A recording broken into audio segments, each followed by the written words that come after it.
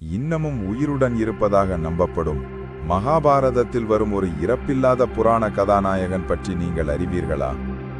கேட்க அதிர்ச்சியாகவும் ஆச்சரியமாகவும் இருக்கிறது தானே?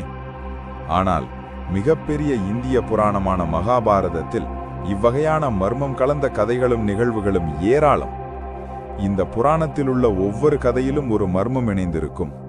அதனால்தான் என்னவோ உலகத்திலேயே மிக நீளமான புராணமாகவும் சுவாரஸ்யமான புராணமாகவும் இது விளங்குகிறது. மகாபாரதத்தில் இருந்த மிகச்சிறந்த வில் வீரர்களில் ஒருவன்தான் இந்த அஸ்வத்தாமன். பிரம்மாஸ்திரம் பற்றி அறிந்த 5 நபர்களில் அஸ்வத்தாமனும் ஒருவன். பல சிறப்புகள் இருந்தும் திறமை இருந்தும் அஸ்வத்தாமன் அனைவராலும் வெறுக்கப்பட காரணம் அவன் சிறுவயது முதலே துரியோதனனுடன் சேர்ந்து பல அதர்ம செயல்களுக்கு துணை போனதுதான். துரியோதனன் புரிந்த அனைத்து அநியாயங்களிலும் அஸ்வத்தாமனின் பங்கு இருந்தது. அப்படிப்பட்ட அஸ்வத்தாமன் இன்னும் உயிருடன் இருக்க வாய்ப்புகள் உள்ளதாக புராணங்கள் கூறுகிறது. அதற்கு காரணம் ஸ்ரீகிருஷ்ணர் அவனுக்கு அளித்த சாபம்தான். அஸ்வத்தாமன் குரு துரோணாச்சாரியாரின் அன்பு மகனாவான். சிறுவயதிலேயே பல திறமைகளை கொண்டிருந்த அஸ்வத்தாமன் வில்லாற்றலில் அர்ஜுனன் மற்றும் கர்ணனுக்கு இணையானவன். சிறுவயதிலேயே துரோணரிடம் அடம்பிடித்து பிரம்மாஸ்திரத்தை பெற்றார். அஸ்வத்தாமனை மிகுந்த செல்லமாக வளர்த்தார் துரோணர். வறுமையில் வாடிய அவர் தன்னை போல் மகன் கஷ்டப்படக்கூடாது என எண்ணினார். அதீத செல்லத்துடன் வளரும் பிள்ளை பின்னாளில் தந்தைக்கு கட்டுப்படுவது இல்லை, மாறாக தந்தையே அப்பிள்ளைக்கு கட்டுப்பட்டிருப்பார் என்பது விதி போலும். துரோணரின் நிலையும் அதுவே.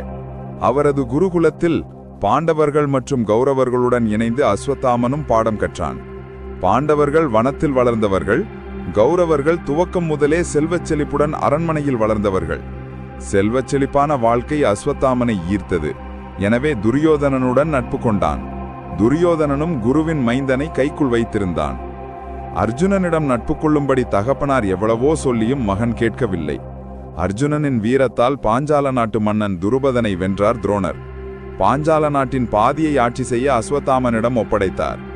குருசட்சேத்திர போரில் அஸ்வத்தாமன் கொன்றவர்களின் எண்ணிக்கை கணக்கில் அடங்காதது. துரோணாச்சாரியாரின் ஒரே பலவீனம் அஸ்வத்தாமன்தான். அதனை பயன்படுத்தித்தான் போரில் பாண்டவர்கள் துரோணரை கொன்றனர். துரோணர் செய்த மிகப்பெரிய தவறு அஸ்வத்தாமன் சிறுவயதிலேயே அதர்ம பக்கம் சென்றபோது அவனை தடுக்காதுதான். அதுவே பின்னாளில் அவரின் மரணத்திற்கும் அஸ்வத்தாமனின் கோரமான முடிவிற்கும் காரணமாய் அமைந்தது. குறிப்பாக அஸ்வத்தாமனுக்கு பிரம்மாஸ்திரத்தை கற்றுக் கொடுத்தது அவர் செய்த மிகப்பெரிய தவறாகும். போரின் போது சூழ்ச்சியால் துரோணரை கொன்றனர் பாண்டவர்கள்.